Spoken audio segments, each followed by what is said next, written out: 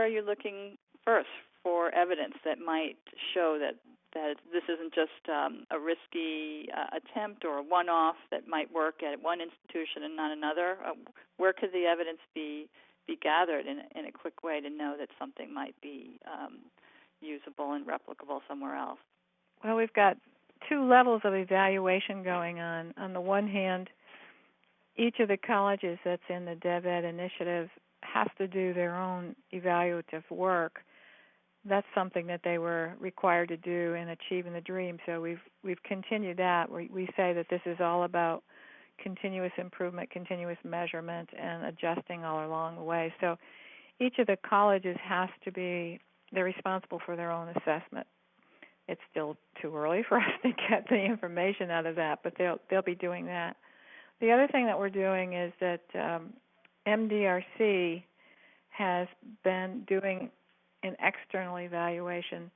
They just completed site visits to each of the campuses and are getting ready to give us a summary of some of what they're seeing. Then they'll be going back again each year to take a better, an updated look at what's going on at each of the colleges. So in those two ways are our primary ways of really documenting and figuring out how much of this is taking hold. The other thing that colleges do is they submit annual compliance reports to us, and then we debrief those reports with them. They just submitted them in April. We're in the process of looking at them. We're going to be meeting with the presidents from the developmental ed colleges on June 9th and 10th and trying to engage them in some problem solving around some of the things that came out of the annual compliance reports, as well as MDRC's recent site visits.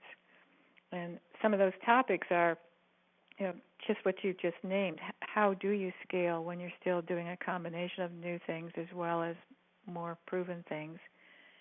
And frankly, how do you do it in this time frame? I think one of the things that the MDRC assessment discovered was that even though these colleges thought they were very, very prepared to jump into this work, the reality of last year in particular was that most of them were facing tremendous pressures from bulging enrollments. The economy was sending a lot of people to the community college doors, and they were having to deal with those spikes in enrollments. They were also having to figure out how to provide the professional development that was necessary to put some of these things in place at larger scale. They were challenged by finding adequate space. Just some things that, probably should have been thought through, but at the time didn't seem to be as big a challenge as they ended up being. So I think that's one of the lessons about the DevEd work up to this point in time is that the planning period, it just really needs to be a very thoughtful, deliberate activity, because when you're trying to do something at large scale, there are just so many moving parts and so many people that have to be involved that I think maybe most of us underestimated how much time it was going to take to really think these things through.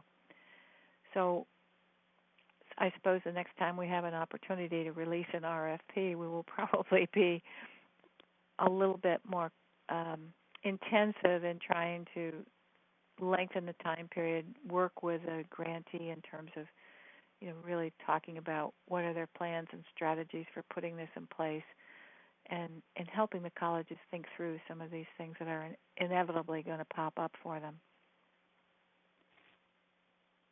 What would you hope that some of the post-secondary grantees, the other grantees, might be able to work on together? Is this particular risk-taking by colleges and having the evaluation show that their attempts to interventions are scalable? Is that something that you can imagine sharing among other grantees? Is that, especially particular to Achieving the Dream? Are there other partnerships among grantees that you could see cultivating or have in place to share around this? Oh, I think it would be fabulous to extend beyond the Achieving the Dream network. Achieving Dream Network is growing, as you know. It's getting larger each year. By design, we're growing it. But there's an awful lot of good work going on across the country that's in colleges that are not part of Achieving the Dream. So I would really love the opportunity to use some of the new tools and so forth that you're helping to create to be able to do more networking beyond the Achieving the Dream network. And I think there are some things. I think we share common challenges. There's some big issues in the community college world that nobody's figured out yet, and we can all be working on them. Just the whole idea of how do you get faculty engagement in these activities? How do you deal with the large numbers of adjuncts who are working in the developmental education field? How do you what are the strategies for getting them more involved? What are the strategies for providing more intensive and sustained professional development? All of those things, I think, other networks and colleges have got a lot to say about, even though maybe none of us have thoroughly conquered those issues. We certainly still have huge IT issues to solve in community colleges. Even the colleges that have many positions in their institutional research office compared to maybe other institutions still struggle with finding enough time and enough resources to really do the kinds of analyses that are going to better inform the work that their institutions are doing. So, taking a look at how can you improve communication and capacity within IR and IT departments, how you can help colleges do a better job of evaluating their work. I think despite the work we've been doing on Achieving the Dream, we've been harping on this for a long time, we still find that there's a huge need for colleges to build up their real expertise in evaluation, understanding when maybe, we had an example recently when we were looking at some data where when our evaluators were looking at it, they were saying, that the trend line is not changing much. When the college looked at the same data, they were saying it's changing a whole lot. And we tried to figure out, why are there two different perceptions?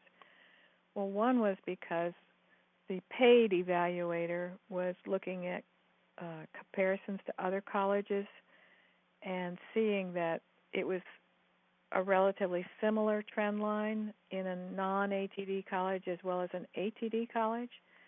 So you couldn't really explain the increase in performance to Achieving the Dream exclusively or to a particular intervention exclusively, or else you were left saying, why is another college doing just as well that isn't doing what you're doing? That was one thing that came out. Another thing was we were measuring different points at times, and maybe the trend line was already moving up, and it kept moving up during the Achieving the Dream work, but you can't necessarily attribute an upward trend line to your intervention if it was already going up anyway. So just understanding concepts like that, I think there's a lot more work to be done in terms of building that kind of basic understanding of how you can look at data that we need to still do in colleges. So I'm sure there's others out there in the community college world that are working hard on that issue. That's something we'd love to talk to them about.